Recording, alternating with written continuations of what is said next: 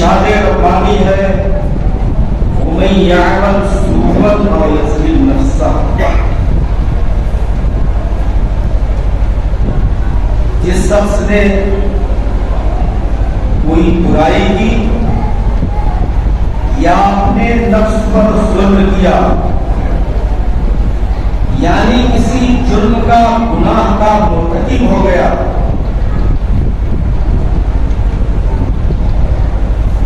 ثم یستغفر اللہ، پھر اللہ سے اپنے گناہوں کی، اپنے غلطیوں کی، اپنے خطاؤں کی معافی مانگے، یجد اللہ غفور رحیم، تو اللہ کو بخشنے والا مہربان پائے گا۔ بندے سے چاہے جتنی بڑی غلطی ہو جائے، چاہے جتنا بڑا قصور صادر ہو جائے، شرط یہ ہے کہ بندہ اپنے اس قصور کو لے کر کے اپنے آپ کو اللہ کی طرف رجوع کرے۔ اس لیے قرآن کہتا ہے العابدون الحامدون السائحون الراکعون الساجدون الآمرون بالمعروف والناهون عن المنکر والحافظون لحدود اللہ وبشر المؤمنین۔ گناہوں سے توبہ کرنے والے مرد اور توبہ کرنے والی عورتیں، اللہ کی عبادت میں اپنے آپ کو شامل حال کرنے والے مرد اور اپنے آپ کو شامل حال کرنے والی عورتیں، اللہ تعالیٰ کی حمد و ستائش، اس کی ثنا، اس کی خوبی بیان کرنے والے مرد اور اس کی ستائش اور حمد و ثنا بیان کرنے والی عورتیں، اللہ کے حضور رکوع کی حالت میں رکوع کرنے والے جھکنے والے مرد اور رکوع کرنے والی اور جھکنے والی عورتیں، رکوع کرنے والے مرد اور رکوع کرنے والی عورتیں، سجدہ کرنے والے مرد اور سجدہ کرنے والی عورتیں، اور بھلائی کا حکم کرنے والے مرد اور بھلائی سے حکم دینے والی عورتیں، والناہون عن المنکر، اور برائی سے روکنے والے مرد اور برائی سے روکنے والی عورتیں، بشر المؤمنین، ان تمام اوصاف کے عاملین کو اے میرے محبوب آپ بشارت سنا دیجیے، آپ خوشخبری دے دیجیے کہ دنیا میں بھی ان کے لیے بشارت ہے اور آخرت میں جنت اور جنت کی نعمتوں کی بشارت ہے۔ یہ سب مومن کی خوبیاں ہیں۔ اگر اللہ کی عبادت کرنے والا نہیں، اللہ کے حمد کرنے والا نہیں، اللہ کے سامنے جھکنے والا نہیں، اللہ کے سامنے سجدہ کرنے والا نہیں، اگر بھلائی کا حکم دینے والا نہیں، برائی سے روکنے والا نہیں، تو وہ مومن ہو ہی نہیں سکتا، وہ مومن ہے ہی نہیں۔ اور پھر جب مومن ہے نہیں تو ایسے لوگوں کے لیے بشارت اور خوشخبری کی کوئی بات بھی نہیں ہے۔ اس لیے آپ دیکھیں گے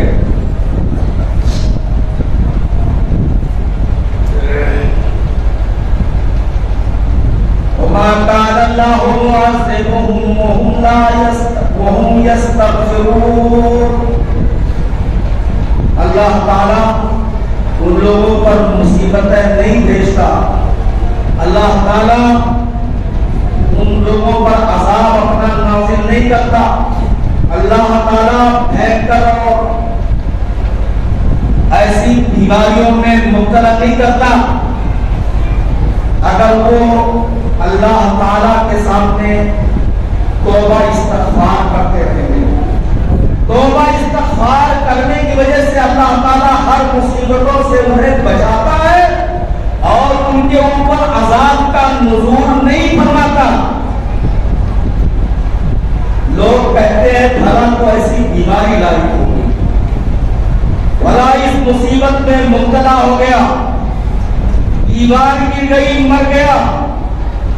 اور کوئی حادثات کا شکار ہو گیا، لیکن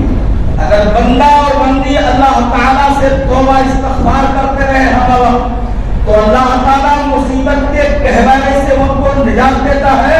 اور بریوس ذمہ رکھتا ہے، یہاں تک کہ ان کو ہلکا سا ہراساں اور بخار بھی نہیں ہو سکتا،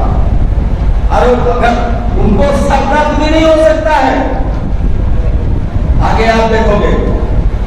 ادعونی استجب لکم، اے میرے بندو تم مجھ سے دعا کرو،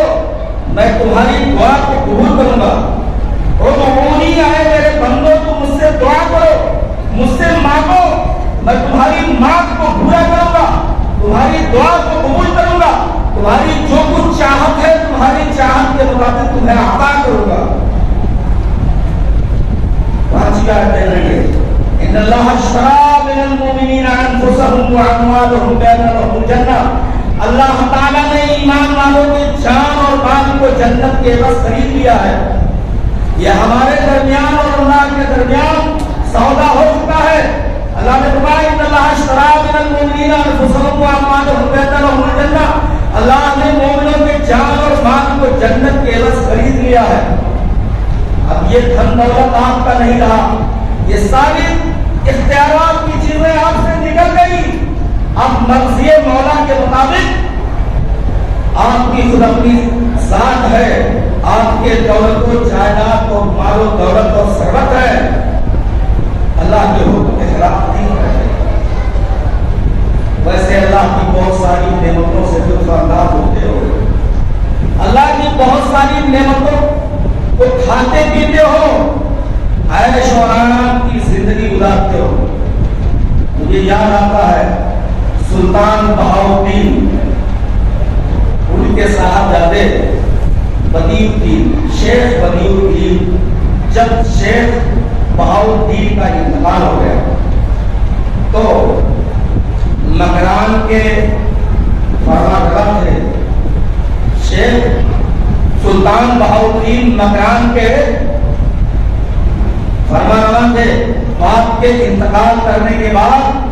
بیٹے کو میراث ملی، یعنی بدیع الدین کو۔ بدیع الدین کا معاملہ کچھ اس طرح تھا، بہت بڑا باغ تھا، اس باغ میں ایک بہترین عالیشان عمارت اور محل تھی۔ اس محل میں جب کبھی تفریح کرنے کے لیے شیخ بہاؤالدین باغ میں تشریف لے جاتے،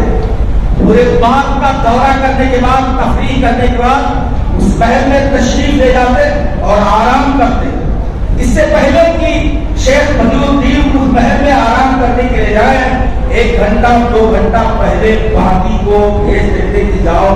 میرا بستر صاف کر لو، کمرہ میں جھاڑو وغیرہ صفائی کر لو، اور پھر اس کے بعد ابھی تھوڑی دیر کے بعد میں باغ میں تفریح کے لیے آؤں گا۔ 1 روز کا معاملہ ہے، بھابھی اس محل میں پہنچتی ہے اور اس نے بستر کو جھاڑا اور جھاڑنے کے بعد میں سوچا، اپنے من میں سوچا کہ شیخ بدیع الدین اسی بستر پر روزانہ سوتے ہیں، آیا اس بستر پر سونے سے کیسی نیند آتی ہوگی، ذرا اس استراحت کا، اس آرام کا تھوڑا سا میں بھی احساس کر لوں۔ ابھی بادشاہ کے آنے میں، سلطان کے آنے میں تاخیر ہے۔ اس بستر پر باندھی لیٹ گئی، لیٹنا تھا کہ 1 سانحے کے بعد باندھی کو گہری نیند آ گئی۔ جب بادشاہ اس باغ میں تفریح کرنے کے لیے آیا اور تفریح کرنے کے بعد جب محل میں تشریف لے گیا تو دیکھا ہماری خوابگاہ پر، ہمارے کمرے میں، ہماری استراحت گاہ پر وہ باندھی جو ملازم ہے، جو ہمارے حکم کے مطابق اگر کہہ دوں کھڑا ہونے کے لیے تو کھڑی رہتی ہے، اس کی یہ جرات و مجال کہ میرے بستر پر آرام کرے، میرے بستر پر استراحت کرے۔ ایک ٹکڑا تھا جس سے وہ سب گھوڑے پر بیٹھتے تھے تو گھوڑے کو سر لگاتے تھے، اسی ٹکڑے سے اس باندھی کو ایک ٹکڑا پڑتے ہی اس کے پشت پر کھال کو بیدار ہوئی اور بستر سے اٹھ کر کے نیچے آ گئی. پھر یکایک درے کی مار پڑنے لگی. ایک درے کے بعد جب بیدار ہوئی اور دوسرا درہ, تیسرا, چوتھا, پانچواں, اس طریقے سے 10 درے لگے اور ہر درے پر تہتہا مار کر وہ بچی ہنستی, وہ بابی ہنستی. 10 درہ پورا کرنے کے بعد شیخ بدیعالدین درے کو روک کر کے پوچھنے لگے, او بابی کیا مجھے چوٹ نہیں لگتی ہے؟ اتنے درے تجھے مار چکا ہوں جس نے کھاد اتر چکی ہوگی, لیکن اس کے باوجود تم کہا دے رہی ہے اور ہر درے پر اپنے کہا کو تیز کر دیتی ہے. اس نے کہا میرے کہا لگانے کا اور میرے ہنسنے کی وجہ صرف یہ ہے تھوڑی دیر کے آرام کے لیے اس بستر پر سوئی ہوں تو 11 درے بن چکے ہیں, اتنی بڑی سزا پا چکی ہوں. لیکن وہ شخص جو روزانہ شب و روز لیل و نہار اسی بستر پر سوتا ہے, وہ سوچے کہ اس کو کتنے درے لگیں گے, اس کو کتنے ضرب لگیں گے. دنیا کی زندگی میں تو ہم لوگ غفلت کی زندگی گزارتے ہیں, عیش و آرام کی زندگی گزارتے ہیں, مگن ہے اپنی دولتوں پر, مگن ہے اپنی جوانی پر, مگن ہے اپنے مال و دولت پر. لیکن آپ بتائیں کہ اگر اس استراحت اور آرام میں اگر اللہ کو بھول جائیں گے, آخرت کو بھول جائیں گے, تو کتنے درے لگنے ہیں وہ اس 11 درے کے لگنے کے بعد احساس کریں گے. آگے دیکھو گے اللہ تعالیٰ نے دوسری چیز فرمایا,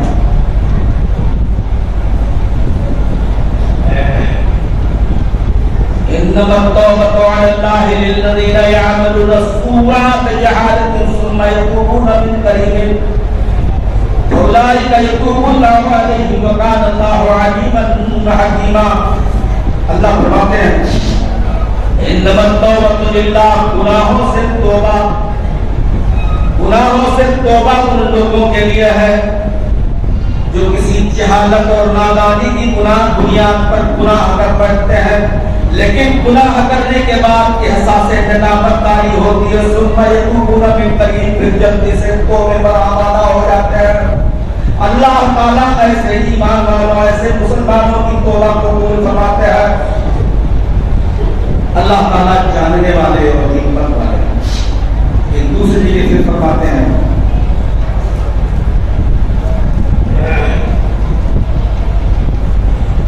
إلا من تاب وآمن وعمل صالحا فأولئك يبدل الله سيئاتهم حسنات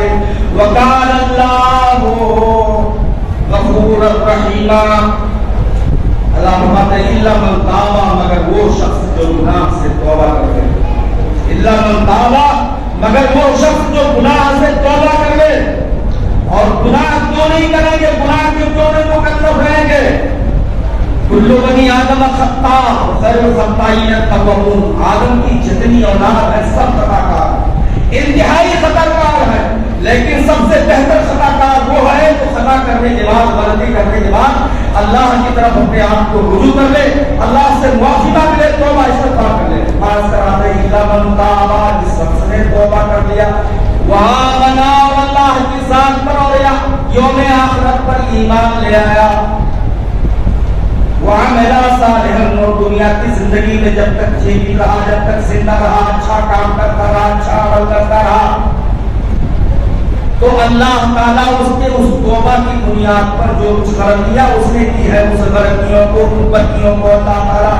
بھلائیوں میں, حسنات میں بدل دیتے ہیں. یبدل اللہ سیئاتہم حسنات, اللہ تعالیٰ ان کی برائیوں کو بھلائیوں سے بدل دیتے ہیں. اللہ تعالیٰ بخشنے والے, رحم کرنے والے. دوسری کے اللہ نے فرمایا یا ایھا الذین آمنوا توبوا الی اللہ توبۃ نصوحا, اے ایمان والو اللہ سے جب توبہ کرو تو خالص و سچی توبہ کرو, جیسے نصوحا نے کیا تھا. کام دوزخ کا کرے جنت کا ہے امیدوار, کام دوزخ کا کرے جنت کا ہے امیدوار. قصد جنت تو بنی ہے پارسا کے واسطے, اور صبح کو جان دیا شام کو توبہ کر لی،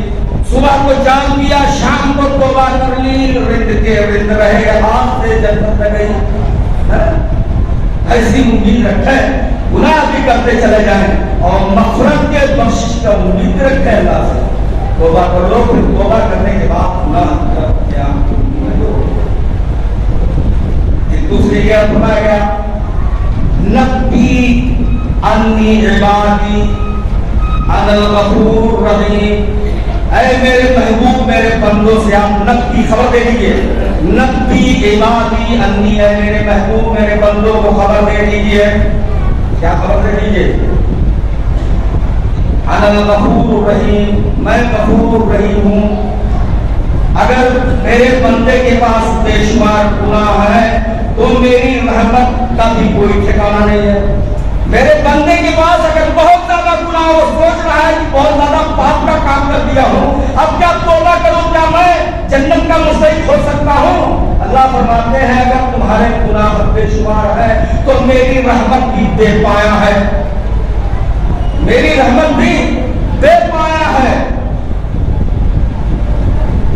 ان اللہ یبسط یدہ باللیل، اللہ تعالیٰ رات میں اپنے ہاتھ کو پھیلاتا ہے، رات میں اپنے ہاتھ کو پھیلاتا ہے، لیتوب مسیء النہار، دن میں گناہ کرنے والا اللہ سے توبہ کرتا ہے تو اللہ تعالیٰ اس توبے کو قبول کر کے اسے معاف فرما دیتا ہے۔ وَيَبْسُطُ يَدَهُ بالنہار، اور دن میں گناہ کرنے والا اللہ تعالیٰ دن میں ہاتھ پھیلاتا ہے کہ رات میں گناہ کرنے والا اللہ کی طرف اپنے آپ کو رجوع کرے، توبہ کرے تو میں اس کے گناہ کو معاف کر دوں، میں اس کے گناہ کو معاف کر دوں۔ مثال کے طور پر آپ اس طرح سمجھیں، ایک باپ ہے جس کا بے وفا بیٹا ہے، عیاش بیٹا ہے، شرابی اور نادان بیٹا ہے، جس نے باپ کی کمائی ہوئی دولت کو، باپ کی کمائی ہوئی جائیداد کو عیاشی اور شراب نوشی میں اس نے سب کچھ برباد کر دیا۔ یقیناً باپ جب اپنے بیٹے کی اس حرکت کو سنے گا تو بہت زیادہ غصہ ہوتا ہوگا، لیکن بیٹے کو کچھ دنوں کے بعد ندامت ہو گئی، شرمندہ ہوا، احساس ہوا کہ میں نے باپ کی کمائی ہوئی دولت کو ضرب اور برباد کر دیا۔ جب باپ کے پاس آیا اور پیچھے سے آ کر کے سامنے ہوا اور باپ کے قدموں پر گر پڑا، باپ کے پیر سے دھکے دے دیا، ہٹ جا ہٹ جا، تو نے زندگی بھر کا سرمایہ برباد کر دیا ہے۔ باپ اتنے جلدی اس بیٹے سے، اپنی اس اولاد سے، اپنے خون سے راضی نہیں ہو سکتا۔ جتنے جلدی جب اللہ کا بندہ گناہوں سے سرابور ہو کر کے رب کی بارگاہ میں پہنچتا ہے اور روتا ہے تو اللہ تعالیٰ اس باپ سے کہیں زیادہ اس شخص سے راضی ہو جاتا ہے جو گنہگار تھا، جنہوں نے گناہوں کا بوجھ لے کر کے اپنے نادما کندھے پر اس سے بوجھل تھا، اللہ تعالیٰ راضی ہو کر کے اس کو معاف کر دیتا۔ شرط یہ ہے کہ وہ خالص توبہ۔ دوسری مثال دیکھیں گے، جیسے ماں ہے، کھیت میں کھیت کے کام کو دیکھنے کے لیے، کرنے کے لیے انجام دے دی ہے، گھر پر کوئی دوسرا بچہ نہیں ہے، بچے کو سلا کر کے تیل ڈبوا کر کے تیل لگا کر کے بستر پر سلا گئی، دوپہر میں 10 بجے 11 بجے جب وہ ماں کھیت سے واپس آتی ہے، بچہ بھوک کی وجہ سے اور ماں کی ممتا کو نہ پانے کی وجہ سے روتا ہے اور اس کے ناک اور آنکھ کے آنسو دونوں مل کر بالکل اس کا بور ہے۔ ماں دور سے بچے کو دیکھتی ہے، تڑپتی ہے، ماں جیسے اپنے بچے کی اس تکلیف کو دیکھ کر کے تڑپ اٹھتی ہے۔ ایسے گنہگار بندہ جب اللہ کی بارگاہ میں روتا ہے تو اللہ کی رحمت، اللہ کی جود و سخا تڑپ اٹھتی ہے اور بے قرار ہو جاتی ہے، اللہ کی جود و سخا، اس کی رحمت بے قرار ہو جاتی ہے اور اللہ تعالیٰ اس کو اپنے دامن آغوش میں جگہ دے دیتا ہے۔ اللہ کی رحمت کے لیے، اللہ کی بے پایا رحمت کے لیے جو اللہ کے نیک اور فرما بردار کو ضرورت ہے وہ ہے سب سے گرا قدر مہینہ رمضان المبارک جو ابھی ہم سے بہت ہم پیار ہو رہا ہے، بہت ہم قریب ہے۔ اللہ کے رسول جناب محمد رسول اللہ صلی اللہ علیہ وسلم، رمضان شریف میں 3 عشرے ہوتے ہیں۔ پہلا عشرہ رحمت کا ہوتا ہے، ابھی اس رحمت کے سلسلے میں آپ سنیے۔ پہلا عشرہ رحمت کا ہوتا ہے، دوسرا عشرہ مغفرت کا ہوتا ہے، توبہ کرو گے تو مغفرت آپ کی ہوگی، اور رمضان آ جائے گا کہ رمضان کے سارے لیل و نہار کو خوشو اور خضوع کے ساتھ آپ نے گزار دیا تو آپ کی مغفرت ہو جائے گی۔ دوسرے عشرے میں رمضان کے وہ مغفرت کا عشرہ، اور تیسرا عشرہ جہنم سے چھٹکارا اور آزادی ہو گیا ہے۔ ایک بات اور بتا دیں، 6 مہینہ پہلے ہمارے اسلاف اپنے رب کی بارگاہ میں رات کے وقت اٹھ کر کے دعا کرتے تھے، اے اللہ 6 مہینہ گزر چکا ہے، 6 مہینہ اور باقی ہے، اے اللہ تو رمضان کے مبارک مقدس مہینے کو نصیب فرمائے، اے اللہ تو رمضان کے مبارک مقدس مہینے کو نصیب فرمائے۔ یہ دعا پتہ نہیں کس کی دعا سے، آپ کی دعا سے یا آپ کے گھر کے کسی افراد کی دعاؤں سے اب رمضان آپ سے بہت قریب ہو چکا ہے۔ اور جب رمضان آ جاتا تھا تو اللہ کے وہ نیک بندے دعا کرتے تھے کہ اللہ سال بھر میں جو کچھ ہم سے ہو چکے ہیں، جو کچھ خطائیں، جو کچھ غلطیاں ہو گئی ہیں، اے اللہ تو اس رمضان کی برکت سے ان غلطیوں کو معاف فرما دے، اے اللہ اس رمضان کے برکت کی وجہ سے تم غلطیوں کو درگزر فرما دے۔ یہ ہمارے اسلاف کا طرز ذہن تھا، یہ ہمارے اسلاف کا طرز ذہن تھا۔ وہ کہتے تھے کیا، یا باغی الخیر اقبل، اے بھلائی اور نیکی کو کا ذخیرہ اکٹھا کرنے والے آگے بڑھ، اقبل آگے بڑھ۔ کیا مطلب؟ یعنی رمضان آنے سے پہلے اپنی عبادت کی اسپرٹ کو وہ لوگ تیز کر دیتے تھے۔ یا باغی الخیر اقبل، اے بھلائی اور نیکیوں کو جمع کرنے والے، اکٹھا کرنے والے، اقبل آگے بڑھو۔ یا باغی الشر اقصر، اے گناہ کرنے والے، اے بدی کا کام کرنے والے، آپ بدی کے کام سے اللہ نہ رہا ہے، اقصر رک جا، اقصر رک جا، آگے بڑھ کر جرات و جسارت مت کر ورنہ کا اللہ کا عذاب آ جائے گا۔ جرات و جسارت مت کر، جس طریقے سے 11 مہینے زندگی گزاری ہے، سارے 10 مہینے زندگی گزاری ہے، اگر ویسے ہی زندگی گزارے گا اقصر رک جا، بہت زیادہ سوچ لے کچھ۔ اس لیے اوتیت امتی فی شہر رمضان خمسن، غور کیجیے گا، اوتیت امتی فی شہر رمضان خمسن، نبی نے فخر کے ساتھ فرمایا تمام امتوں کا کہ میری امت کو 5 چیزیں ایسی ملی ہیں جو کسی نبی کی امت کو نہیں ملی۔ اوتیت امتی فی شہر رمضان خمسن، رمضان کے مہینے میں میری امت کو 5 چیزیں ایسی ملی ہوئی ہیں جو کسی نبی کی امت کو نہیں ملی ہے۔ اما واحد، سب سے پہلی بات یہ ہے، اذا کانا اول لیل، جب رمضان کی پہلی رات آتی ہے، ینظر اللہ عز و جل، اللہ تعالیٰ اس امت کی طرف عرش سے اٹھ کر کے دیکھتا ہے، نظر دوڑاتا ہے، ینظر اللہ عز و جل، اللہ عز و جل اس امت کی طرف دیکھتا ہے، ومن نظر اللہ الیہ، اور جس قوم کی طرف، جس جماعت کی طرف اللہ نظر اٹھا کر کے دیکھ رہے، لم يعذبه ابدا، اس کو کبھی بھی عذاب نہیں دے سکتا، اس کو کبھی عذاب دے نہیں سکتا۔ یہ اللہ کا وعدہ، اگر ہم بدعمال رہیں گے تو اللہ کی نظر رمضان کی پہلی رات پر کیسے ہمارے اوپر پڑے گی، کیسے پڑے گی؟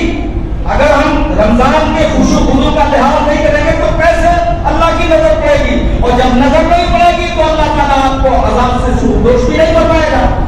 عذاب سے سرگوش بھی نہیں فرمائے گا۔ وَأَمَّا الثَّانِيَةُ فَإِنَّ خُلُوفَ أَحْوَائِهِ حِينَ يَمْشُونَ عَقِبَهُ عِندَ اللَّهِ بِغَيْرِ،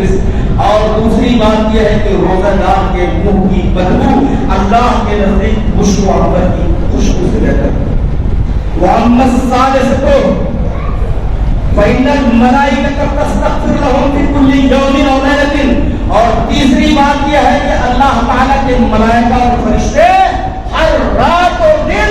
ایسے لوگوں کے بخشش کے لیے اللہ سے دعا کرتے ہیں، استغفار کرتے ہیں، استغفر لوگوں کی کلی یوم اور تو وہ استغفار کرتے ہیں۔ وَأَمَّا الرَّابِطُ فَيَقُولُ لَهَا اسْتَعْفِي وَتَزَيَّنِي لِعَبِيدِي أَنْ يَسْتَرِيحُوا مِنْ تَعْبِ الدُّنْيَا إِلَى دَارِ كَرَامَتِي۔ اے جنت تو بن سمجھ جا، دلہن بن جا، آراستہ اور پیراستہ ہو جا۔ ہو سکتا ہے کہ رمضان سے پہلے میرے بندے دنیا کی زندگی سے صبح کو سو جائے تو تیرے اندر آرام اور استراحت حاصل کرنے کے لیے آئے، جب انہیں یہ استراحت اور آرام ملے تو خوش ہو جائے۔ وَأَمَّا الْخَامِسَةُ اور پانچویں بات یہ ہے، اذا کان آخر اللیل، جب رمضان کی آخری رات آتی ہے، غفر لهم جميعا، اللہ تعالیٰ سارے لوگوں کو بخش دیتا ہے، سارے لوگوں کو بخش دیتا ہے۔ راوی حدیث نے عرض کیا کہ ایسا کیوں؟ ثم خرجوا يعدون، یہ لوگ دعا کرتے ہوئے آپ کہاں جاتے ہیں؟ اللہ نے جب رمضان میں بخش دیا ہے تو یہ دعا کرتے ہوئے آپ عیدگاہ کی طرف کہاں جا رہے ہیں؟ اللہ فرماتے ہیں کہ میں نے تو ان کے روزوں کا صلہ ان کو عطا فرما دیا، ان کے روزوں کا صلہ ہم نے عطا فرما دیا، اور جو کچھ گناہ ان سے سرزد ہو گئے ہیں اس کو حسنات سے بدل دیا ہے۔ فَيَقُولُ جَوَابٌ مَغْفُورٌ لَهُمْ، اب وہ عیدگاہ سے اس حال میں آتے ہیں کہ بخشوایا ہے، ان کے ذمہ کوئی گناہ نہیں۔ وقت ختم ہو چکا ہے، انشاءاللہ دوسری فرصت میں نماز رمضان کی فضیلت کے سلسلے میں آپ سے گفتگو کروں گا۔ ان اللہ ملائکۃ یصلون علی النبی یا ایھا الذین آمنوا صلوا علیہ وسلموا تسلیما۔ اللهم صل علی محمد وعلی آل محمد کما صلیت علی ابراہیم